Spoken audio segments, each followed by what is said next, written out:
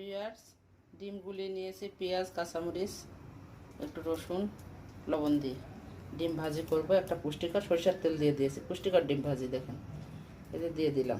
তেলটা গরম হয়েছে, কত সুন্দর, খুবই মজাদার।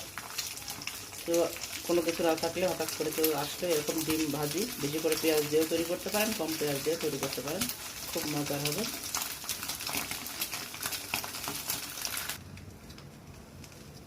দেখেন, ডিম ভাজিটা হয়ে গেছে। আমার একটু জাল লেগে গেছিলো, এই জন্য আপনারা ধীরে করে সুন্দর করে করবেন।